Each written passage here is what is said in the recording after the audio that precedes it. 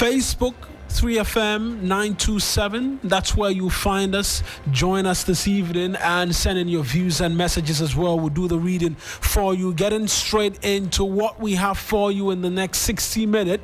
President Mahama urges IGP to expedite 2024 electoral violence probe and ensure swift justice for perpetrators. We hear from the president, who's been speaking at a national peace conference post-election violence engagement, plus get experts to provide their 2 cents on the latest commentary by the president. Bearing in mind, this was one of the major reasons analysts say led to the sacking of former IGP Dr. George Kufu Dampare.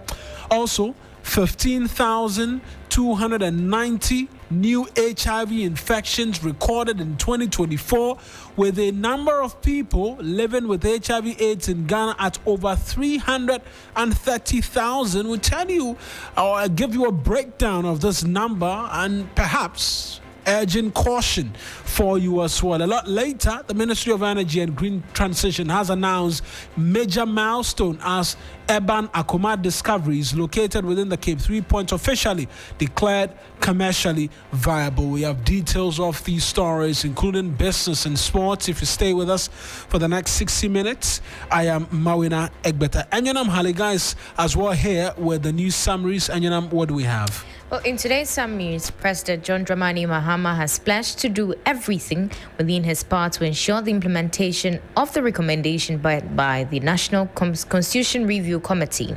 The Bank of Ghana has announced that the country's gold reserve have risen to 32.99 tons of June 2025, continuing a steady upward trend. Now, according to data published on the Bank of Ghana's website on Thursday, July 3, the increase reflects a strategic efforts by the BOG to strengthen financial stability and diversify Ghana's foreign reserve. The United States government has reaffirmed its commitment to strengthening ties with Ghana, with a renewed focus on leveraging private sector partnership to drive economic growth and create high-value, high-skilled jobs for Ghanaians. And finally, national security operatives in the Ashanti region and the Ghana Highway Authority have launched a joint investigation into corruption allegations at the Axle Load Station at Akom in Ifijia, Kwabre North District in the Ashanti region. The probe follows a protest by some youth of the ruling National Democratic Congress who stormed the facility on Monday, June 30, alleging that fines collected from the overloaded vehicles are being undeclared and embezzled. That's all for our summaries, Mawuena. Thank you very much, Anyanam, with the news summaries here on 3FM 92.7 Hot Edition, the holiday edition. We get into the details right after this.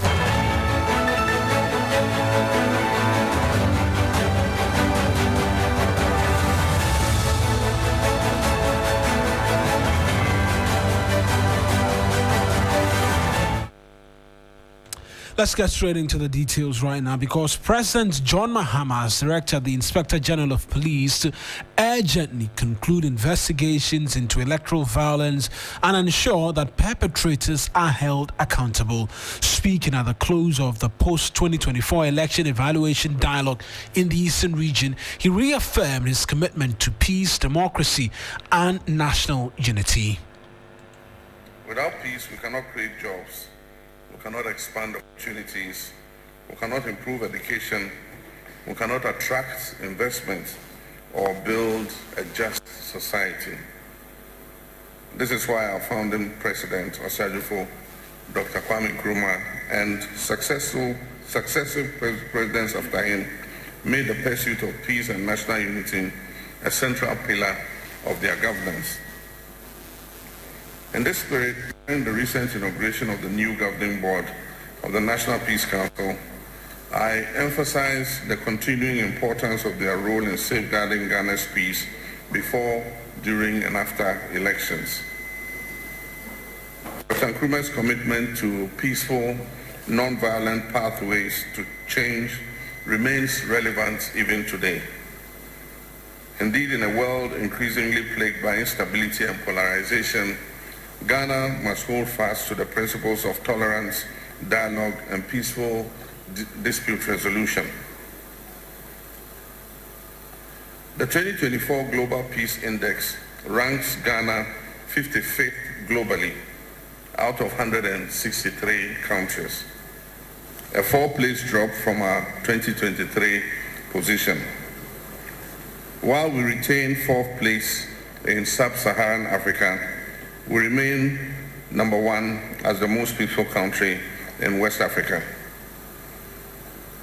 It is a wake-up call, a signal that we must be more vigilant, proactive, and committed to addressing the root causes of discord in our society. The government, in collaboration with the National Peace Council and civil society, has implemented a range of interventions to deepen national consensus, strengthen conflict prevention mechanisms, and foster public trust in the institutions that underpin our democracy, especially those responsible for elections, investigations, and prosecution of electoral offenses. Elections are by nature high-stake events. They are contests of ideas and ideologies, often influenced by deeply held convictions and competing visions for national development. While Ghana once again demonstrated its democratic resilience in the 2024 elections, culminating in a largely peaceful transfer of power, we cannot ignore that the process was marred by isolated acts of violence in some constituencies. Let me use this platform to unequivocally condemn these acts of violence and call for swift accountability for the perpetrators.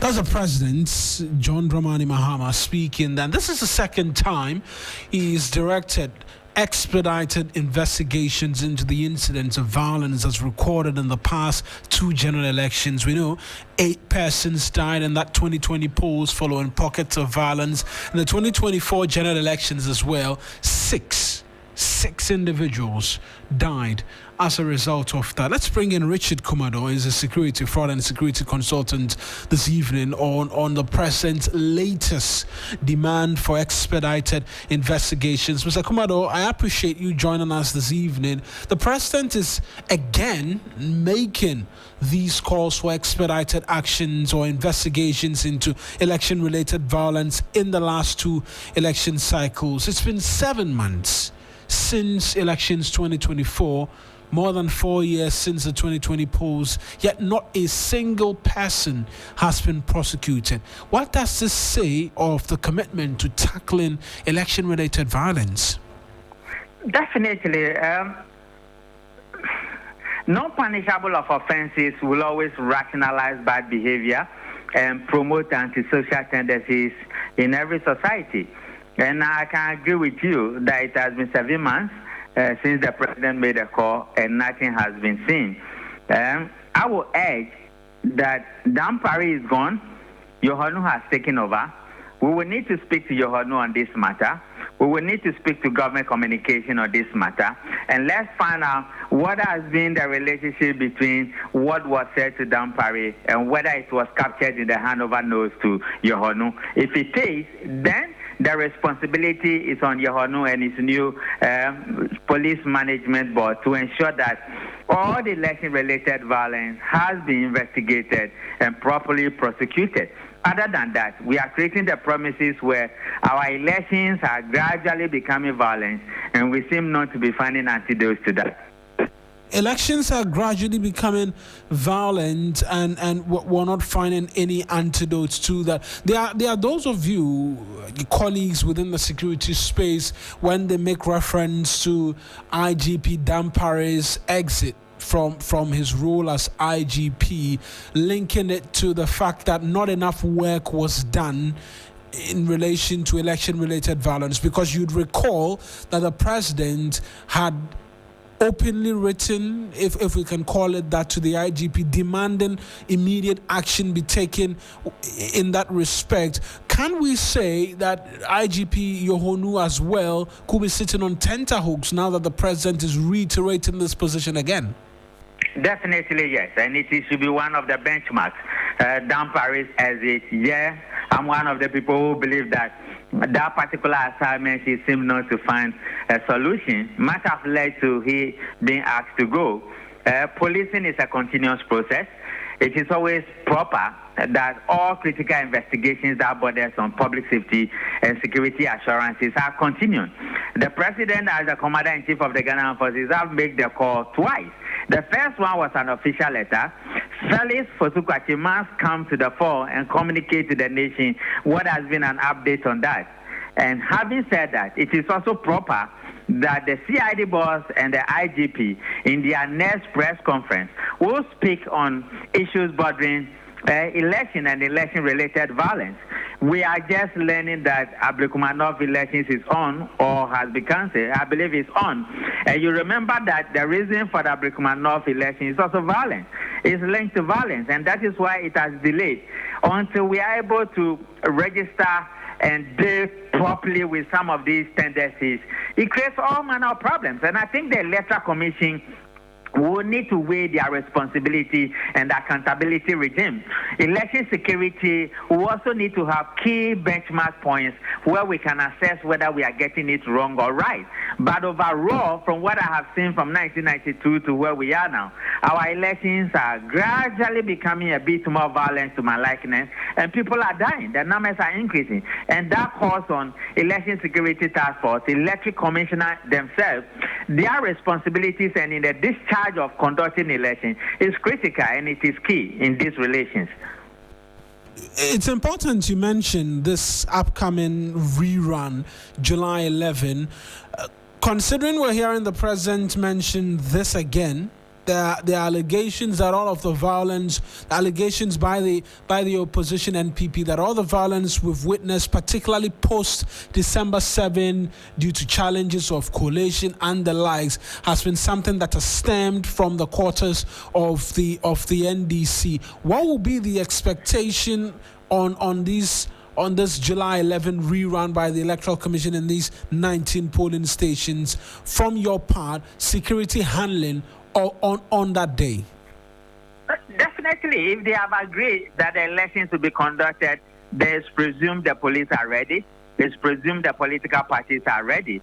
And in that regard, you will want some level of proactiveness from the Electoral Commissioners. You will want some level of attitudinal change. You will want some level of preparedness. And you will want some level of seriousness from the Electoral Commissioners. Then on the part of policing, they will have to make sure safety guarantees are achieved and the environment is secure for people to vote safely and for the election results to be collated and winners declared. This is where we've gotten it wrong. Those who conduct the election have a huge responsibility of making sure that elections are conducted and results are declared in an atmosphere that do not degenerate into chaos. And we lack that coordination and accountability regimes because we know nobody will be held accountable. So we keep on behaving as ostriches. And I think going forward, particularly this particular one which comes just after the national elections, let's see some level of changes, let's see some level of seriousness, and let's see some level of proper coordination in making sure that the 19 police stations elections are conducted fairly, freely, and results are collated, and winners are declared, and we can take it forward from there. But outside of July 11, based off on the president's latest demands he's been making, what will be acceptable timelines of investigative bodies going forward in dealing with these post-election related violence from the 2024 and then 2020 elections as well? Should we be expecting that they come forward, provide details to us as to what work has been done, what the next steps are going to be, and if possible, persons within their radar they are hoping to have invited to answer questions? Definitely with the police, yes, that would be a proper thing to do, and that would be a plus to my Uncle Yohonu and Madam CID boss. If you remember the 2024 violence at Techima South or so, it went to court. The case went to court. It means that the police led the prosecution or the Attorney General led the prosecution in a way. Some people were convicted, and the case was investigated to some large extent, it will be proper they could give an account as to what happened in 2024 as a benchmark or as a basis to what they are doing in 2024. Because the 2020 elections, those who died, I remember the case went to court and some level of judgment was given. If they can give an account of what happened in 2020, that can become a plus for them, and people could applaud them that the police have done a good job in 2020 whilst we are waiting for them to tell us what happened in 2024. Some of these investigations are straightforward. It's not so much complicated, and the updates are out there. We know exactly who did what happened, and what was done. And if they mean to press charges against people, it shouldn't be so much difficult for them.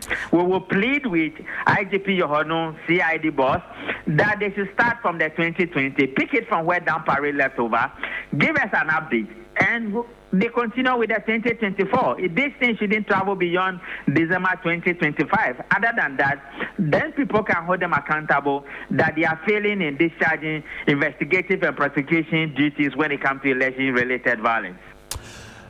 Thank you very much, sir. That's Richard Kumador. He's a fraud and security consultant speaking to us this evening here on the holiday edition of Hot Edition. We're staying with the president, this time switching to education, because he has officially launched the government's no-fee stress education policy.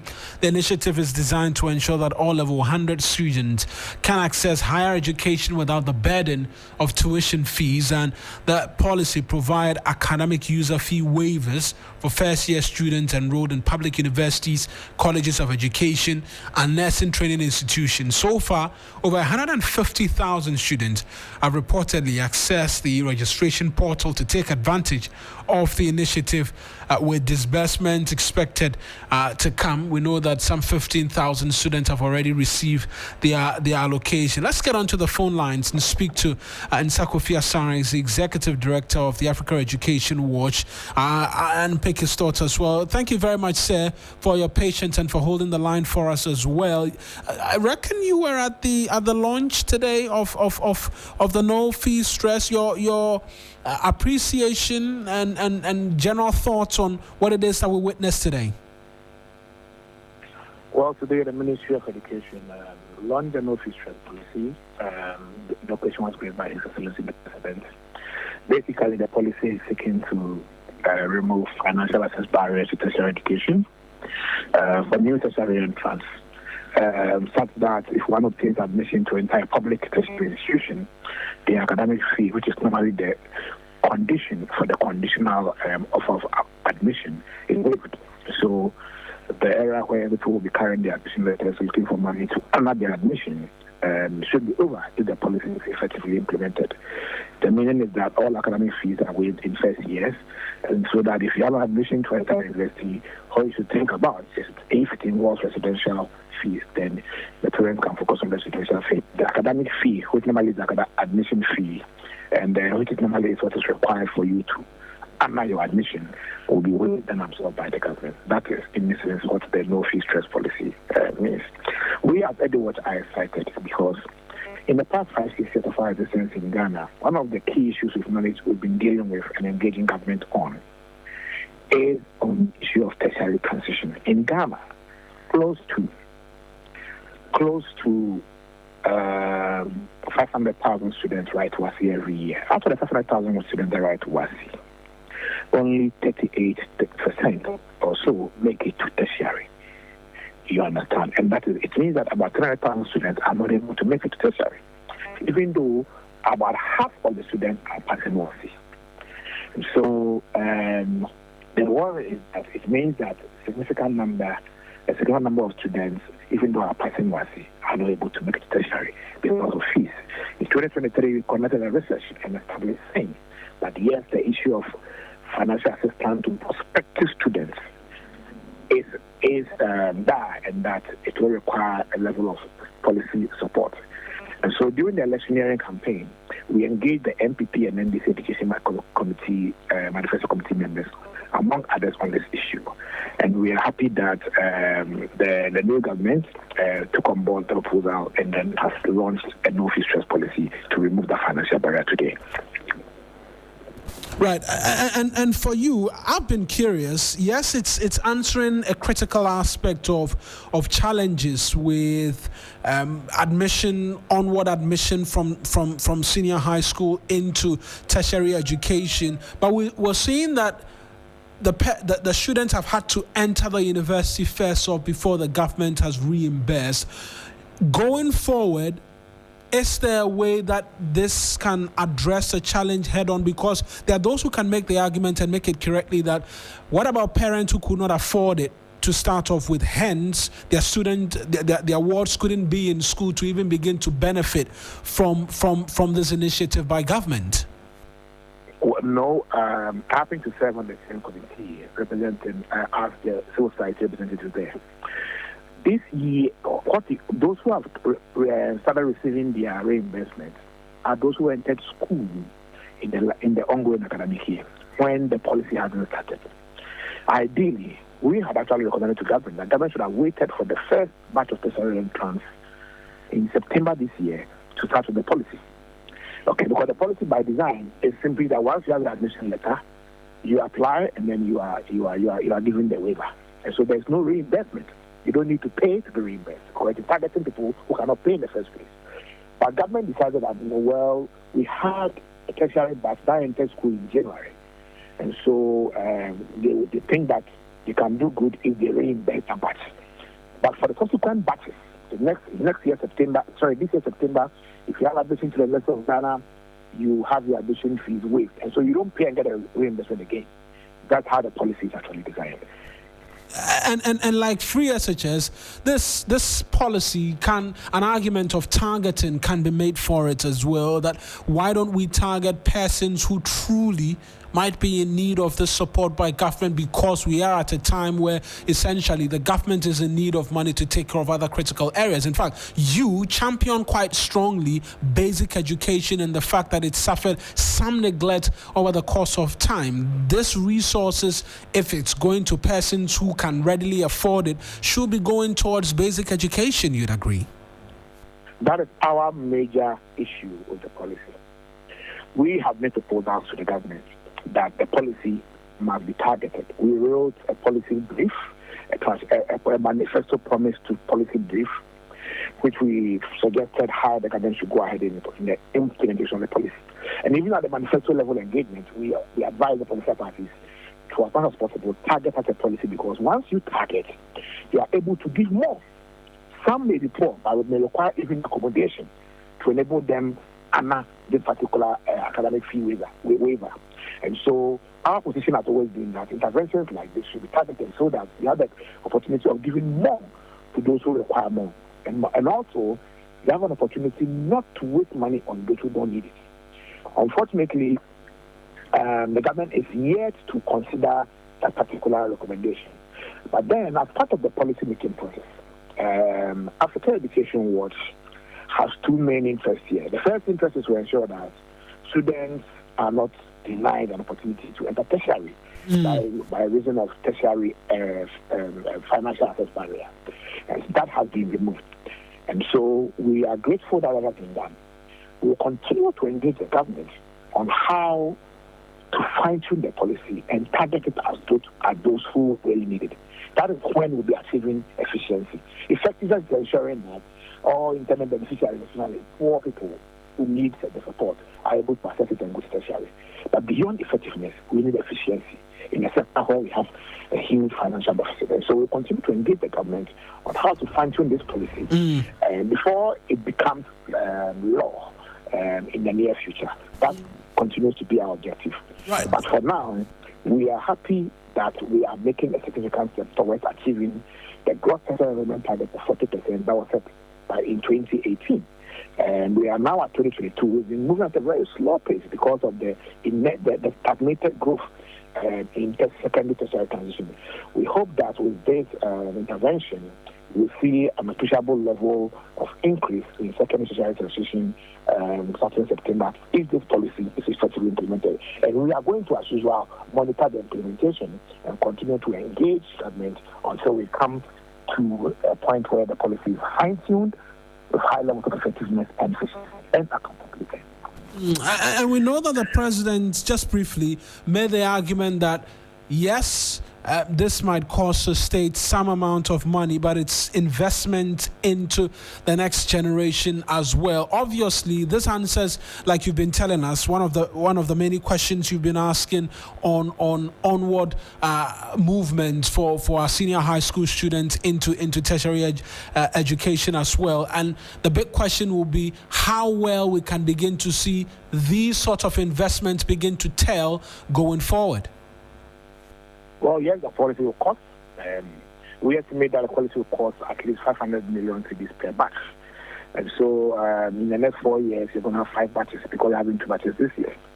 And that's a substantial amount of money. That's about a seventh of 3 senior school budgets every year. But that's a substantial amount of money. The funding sources, GOG and GOG and then also GET Fund. GET Fund is reliable, GOG is not reliable. And so the mix of reliable and non-reliable source of funding also is good because so that you are able to mitigate the impact of delayed GOG releases with GET Fund. That's why people started receiving the allowances and their reinvestment as of yesterday. Because GET Fund is an allocation of 70 million Ghana cedis to support the student function. And so that blended, financing from reliable sources and then, if you like, relatively unreliable sources like GOG is important for policy sustainability.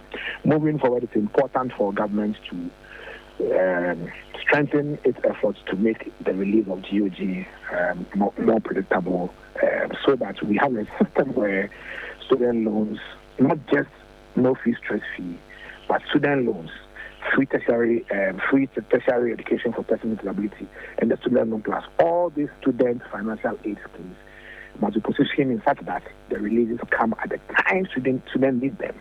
And the next conversation is about ensuring that the amount is enhanced to reflect the real needs or the economic cost of accessing tertiary education.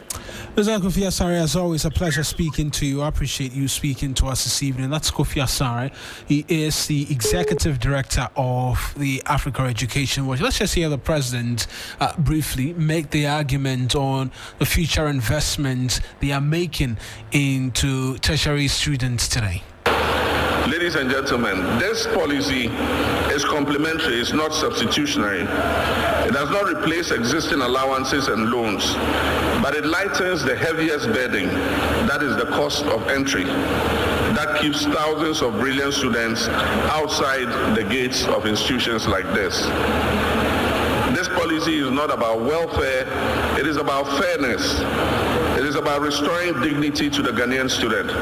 It is about affirming that the right to education is not a privilege for only the wealthy, but it's a shared national inheritance. Education is the grand equalizer. It bridges the gap between where a child is born and what the child can become. This policy ensures that geographical location, gender, disability, or socio-economic background will no longer determine who can sit in a university lecture hall. Across the world, countries are embracing the value of publicly supported tertiary education. In Germany, public universities charge no tuition fees, not even for most international students. In Norway, Finland, and Scotland, all these countries have adopted similar models, recognizing that education is not a cost to be feared, but it is an investment to be protected. These countries have, as a result, developed highly skilled populations, reduced youth unemployment, and increased social mobility and enhanced civic engagement. That's the President, John Dramani Mahama, speaking there. You're so live here on Hot Edition on 3FM 92.7. 27 minutes to the top of the hour, 6. Let's bring you more education stories, because in response to a surge in violent incidents involving students, Ghana's Minister of Education, Haruna Idris, was ordered a nationwide crackdown on weapons in schools and in discipline, calling it a threat to the future of education. The directive comes in the wake of string of violent incidents involving use of weapons on some senior high school campuses. In April, a female student of the SDA Senior High School in the Ashanti region was shot in the eye by a colleague. In the Western region, several students were sanctioned for brandishing machetes. In 2024, a student of O'Reilly SHS at Teshi in Accra was stabbed to death during an altercation. These strings of incidents, among other, highlights the infiltration of weapons into campuses, prompting calls for urgent action to curb the trend. At the swearing-in ceremony of new boards for the National Schools Inspectorate Authority and the National Council for Curriculum and Assessment, NACA, on July 3, MAwuena Egbeta tasked the two bodies to conduct unannounced inspection for weapons. Let's hear from the Education Minister, MAwuena Egbeta. MAwuena Egbeta noted that such students pose a serious risk to their peers, creating an unsafe learning environment. He also flagged the use of mobile phones on school campuses as a major concern that has not received adequate enforcement despite existing education regulation that ban it. We talk about a student having access to a phone in an examination room. It's a no. And probably we have to even review examiners and supervisors' use of phones, because in some instances it may be some of them who are aiding the cheating, and therefore we have to limit who can carry a phone to an exam room. And the relationship between the user of that phone, ordinarily I would have just pronounced a ban. But if the examiner haven't arrived with questions early, somebody must call to say that we don't have the exam questions yet. And if they have to finish and report back, but we expect strict compliance and enforceability on that. The minister also emphasized the importance of a standardized textbook policy to improve the quality of education delivery across the country. The best way is the coming generation to grow with love of country and the value of integrity, and to pursue their life endeavors with integrity. We can only do so if we train them early to uphold the highest sense of honesty and integrity, and to know that they can succeed in honesty. Stakeholders in education have welcomed the call and are expected to begin rolling out new measures in the coming weeks. That report by my colleague Daniel Opoku there. Let's get on to the phone lines. Charles Ahetu-Chega is the former Director General of the Ghana Education Service. Two things the minister mentions: weapons and the use of mobile phones. Ms. Ahetu-Chega, thank you once again. How can the country begin to balance stringent security measures with fostering a supportive school environment? Because weapons are a no-no if we want to build tomorrow's future leaders. Yeah, thank you very much. In fact, I can't understand the situation we are in now, and I've been trying to work my mind around it, and it appears as if I don't get it. Because the things you have mentioned, the weapons, for example, I mean, in our school system, it's unheard of. I mean, I don't know where it found its way into the school system. So there is a need for us to begin to start looking and finding quick solutions to it. And in fact, I think that some of it will be action that should be taken, outside the school setting to prevent the proliferation of small arms into this country and even into the school system. We talk of the school system, but really, what are the roles of parents and then the community at large in some of these challenges which you and I both are having this conversation cannot quite possibly fathom?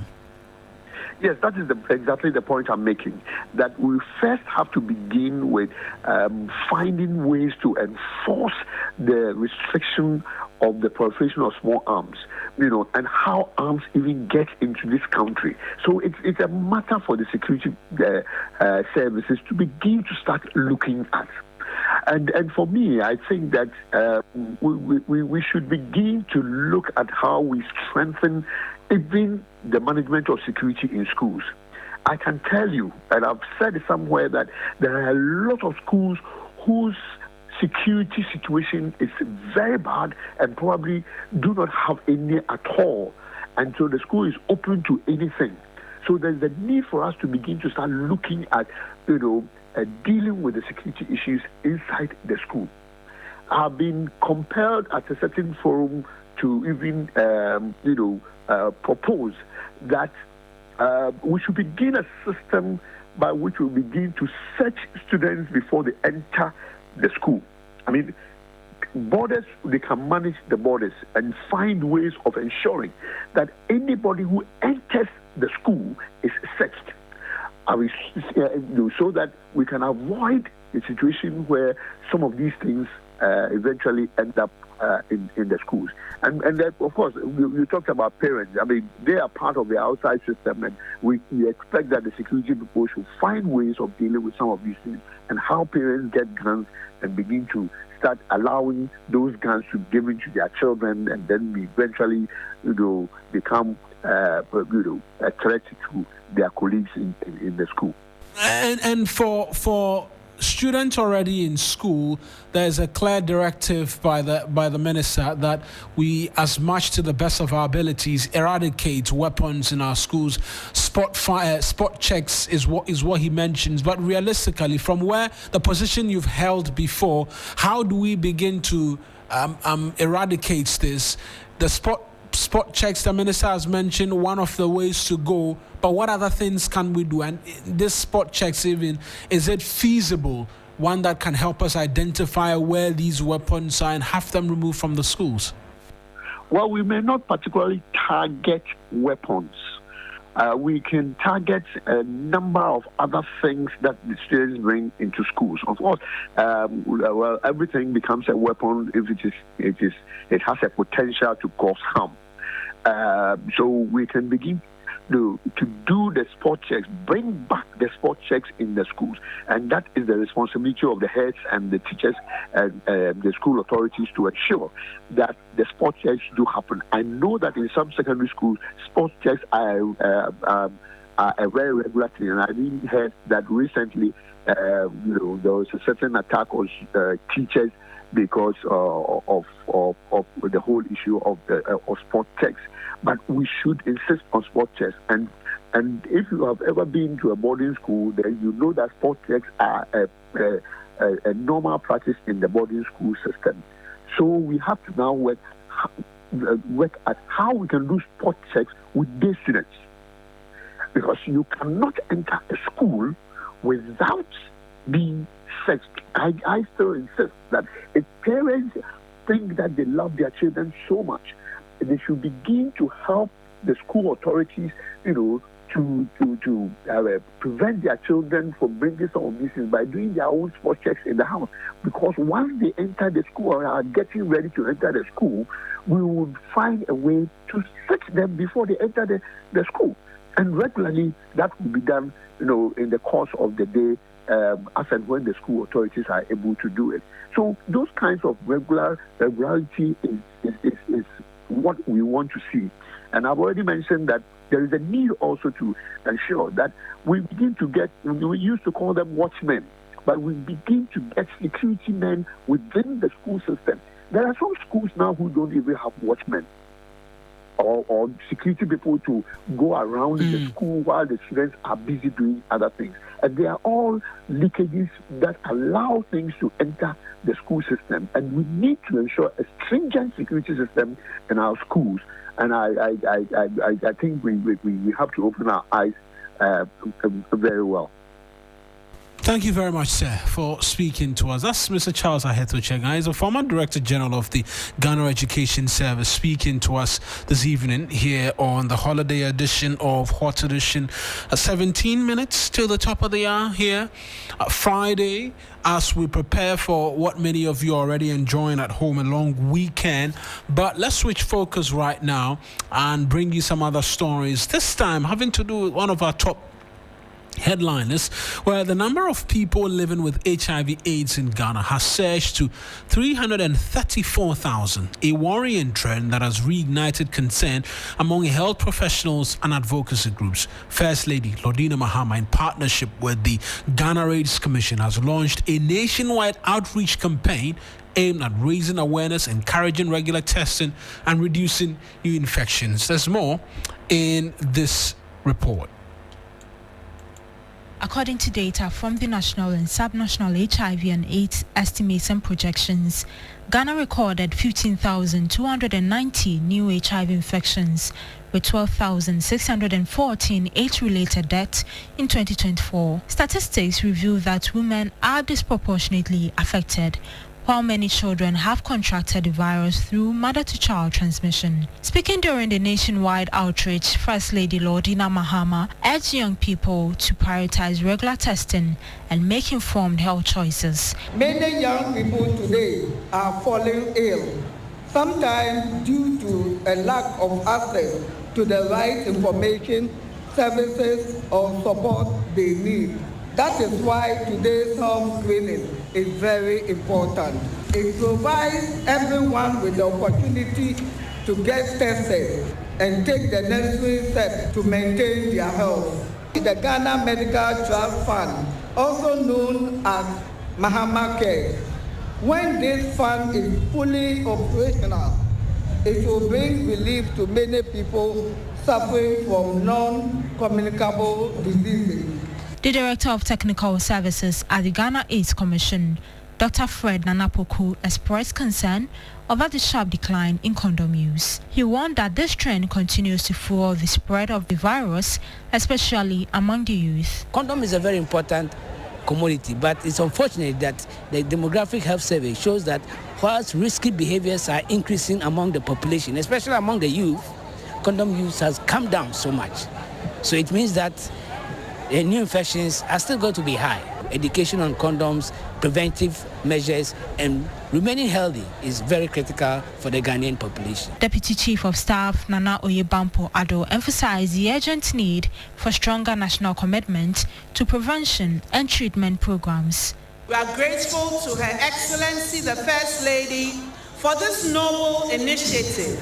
Many of us women, many of us professionals and caregivers, for us in the markets, for our kaya, this is a gift. It removes the barriers of access to medical screening, the costs, and the time. The 95-95-95 target set by the UN-AIDS aims to ensure that 95% of people living with HIV know their status. 95% of those diagnosed are on antiretroviral therapy, and 95% of those on ART have viral suppression by 2025. According to the 2024 National HIV projections, in Ghana currently, only 68% know their HIV status. 69% of persons diagnosed are on ART, and 90% of persons on ART haven't achieved viral suppression. Deborah Abamensa with that report. And just before we bring you sports, big story happening on the international scene involving Ghanaian footballer Thomas Partey. But following widespread complaints about the poor quality and insufficient portions of meals served to pupils under the school feeding program, the Secretariat has ramped up monitoring efforts to assess the situation firsthand in selected beneficiary schools. The move comes as authority vowed to hold underperforming caterers accountable. My colleague Ibrahim Abubakar has more in this report. Led by the National Coordinator of the Ghana School Feeding Program Secretariat, Hajia Fatih, alongside regional coordinators, the team has been going on surprise visits to schools across the country.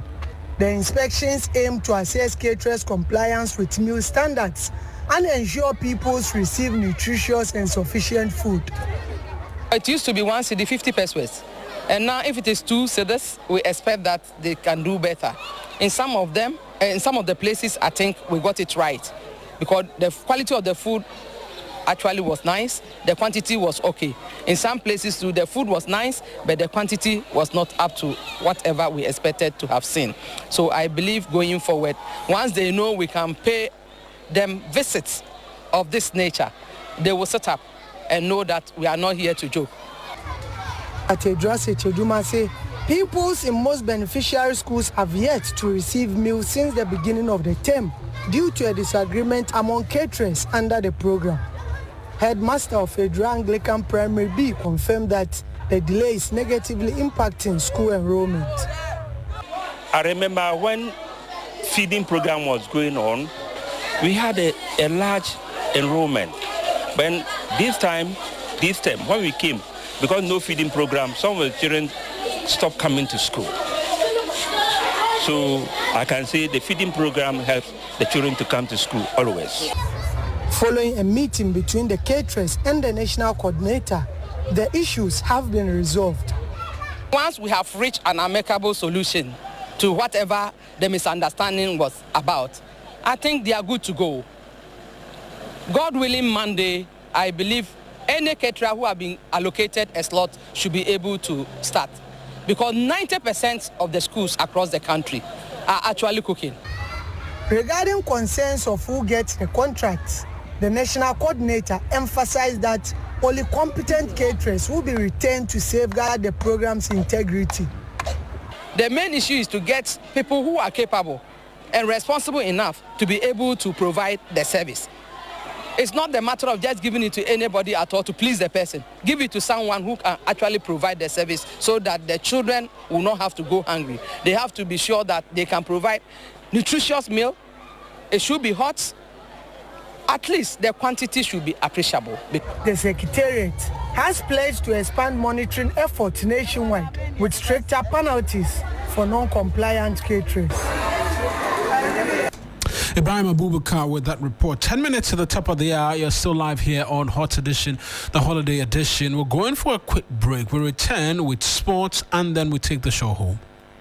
Hello, Ghana. It's a new year and Bill's Microcredit is here to support your dreams. If you're not working but want to start a business, don't let money stop you. With just your Ghana card, you can get a loan to turn your ideas into reality. Already running a business? Need more capital? Or are you a salary worker looking for extra funds? Bill's offers fast and easy loans with no collateral, no deposit, and no SUSI savings required. Wherever you are, whatever you need, Bills makes it happen. Call Bills Microcredit today. Call 0596 920 833 or 0302 200 390 and get started. Bills is licensed and regulated by the Bank of Ghana.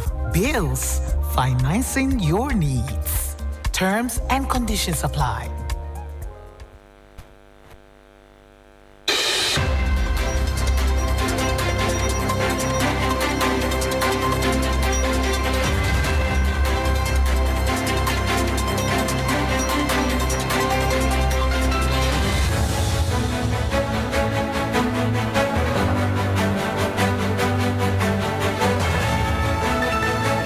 You're so live here on Hot Edition on 3FM 92.7. Billy Shen is joining me in studio right now because there's some big development on the international scene involving Ghanaian Thomas Partey. He's been charged with 5 counts of rape and 1 count of sexual assault. The offenses are reported to have taken place between 2021 and 2022, according to the Metropolitan Police. The charges involve 3 women with 2 counts of rape relating to 1 woman, 3 counts of rape in connection to a second woman, and 1 count of sexual assault linked to a third woman. The Ghanaian international denies the charges and welcomes the opportunity to finally clear his name. According to his lawyers, the 32-year-old's contract with Arsenal ended on Monday after playing with the team since 2020. Bill, help us wrap our heads around this one. A bit complicated for the Ghanaian international. Yeah, it's a complicated situation, and It brings my mind back to around July 2022, where there was an arrest made. There wasn't a name given, but now it has been confirmed that name was him. According to Sky Sports, the first arrest of Thomas was made in July 2022. And during that period, even before the World Cup, I mean, there were articles popping up about player they didn't name, a Premier League player who is set to feature for his country in the World Cup, all of that. I mean, there were hints, but there was who potentially this could be. But there was no name. And now everything sort of comes full circle, and now people now understand that name was Thomas Partey. I think this situation is not a good look for him, especially knowing that just a few weeks ago he was named Ghana's Footballer of the Year for the third time in his career, and also recently saw his contract expire with Arsenal. He had stayed with the Gunners since 2020 on a £45 million deal, and now he leaves as a free agent. And I mean, the reports are that he's been linked to a number of clubs, including Barcelona, Atletico Madrid, and even some clubs in Saudi Arabia as well, even in Italy, Juventus, and all of that have been linked to Thomas Partey. So the timing of this doesn't really do him any favors with regards to where he gets to move to in the future, and how he gets to end his career. Of course, he's 32.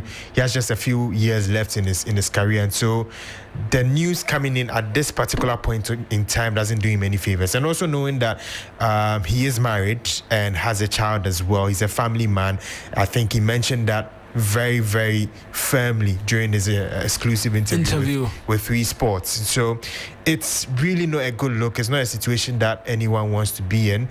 And we have to wait until August the 5th to see how it develops from there. Hopefully, we get to see a resolution, a quick one, that would possibly mean that Thomas Partey can just go about his life and then, his football as well. But going back to that July 2022 hints which were dropped, the story suggested that the Metropolitan Police had indeed gone into the matter and there was no cause to further proceed, which was the indication we got in 2022. What has changed between now and then that now he's been named, now it does appear they've moved from the position they weren't proceeding further to now wanting to go into a full-blown investigation into the matter? Yeah, it more or less looks like they were still gathering evidence. Even in the statement released by Sky Sports, one of the leads of the investigation has highlighted that